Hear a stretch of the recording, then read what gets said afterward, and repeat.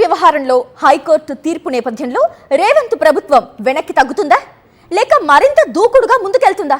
High court తీర్పును సవాల్ చేస్తూ డివిజన్ బెంచ్ను ఆశ్రయిస్తుందా? ఢిల్లీ నుంచి సీఎం రేవంత్ రెడ్డి ఇచ్చిన తాజా సంకేతాలేంటి?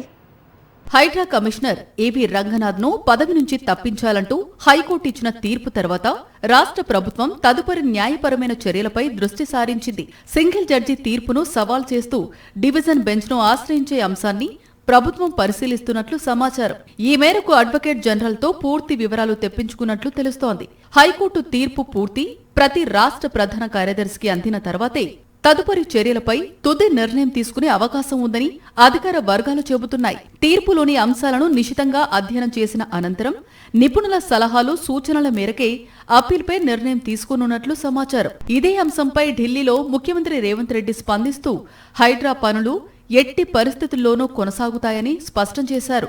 హైడ్రాకు వ్యతిరేకంగా మాట్లాడుతున్నవారు కబ్జా కోరులేనని, ఆక్రమణలు చేసిన వారు పేదలైనా పెద్దలైనా ప్రభుత్వం వదిలిపెట్టబోదని హెచ్చరించారు. చట్టం ముందు అందరూ సమానమేనని, అక్రమ నిర్మాణాల విషయంలో ఎలాంటి మినహాయింపులు ఉండవని స్పష్టం చేశారు. హైడ్రా రాష్ట్ర ప్రభుత్వం తీసుకొచ్చిన అతి పెద్ద సంస్కరణల్లో ఒకటని సీఎం మరోమారు స్పష్టం చేశారు. ఈ అధికారిని ఏ బాధ్యతకు నియమించాలన్నది రాష్ట్ర ప్రభుత్వ విచక్షణ అధికారమని అన్నారు.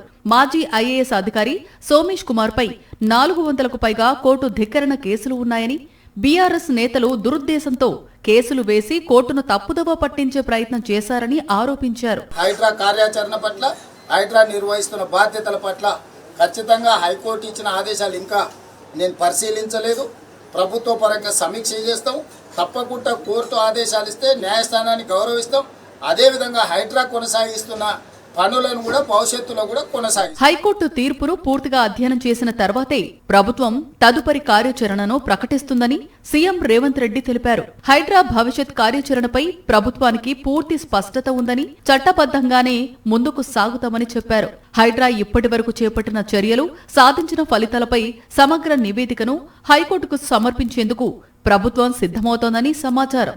ఆక్రమణల తొలగింపు, చెరువులు, నాలాల పరిరక్షణకు తీసుకున్న చర్యల వివరాలను నివేదికలో పొందుపరచనున్నట్లు తెలుస్తోంది. హైకోర్టు తీర్పుపై అప్పీల్కు సంబంధించి న్యాయపరమైన అన్ని అవకాశాలను ప్రభుత్వం పరిశీలిస్తూ ఉండగా, మరోవైపు ఆక్రమణలపై చర్యలు మాత్రం ఎట్టి పరిస్థితుల్లోనూ ఆగవని ముఖ్యమంత్రి రేవంత్ రెడ్డి స్పష్టం చేశారు.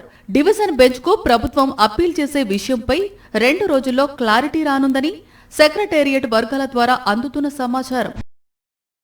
మరిన్ని అప్డేట్స్ కోసం ఛానల్ ను సబ్స్క్రైబ్ చేయండి. నోటిఫికేషన్స్ కోసం బెల్ ఐకాన్ పై క్లిక్ చేయండి.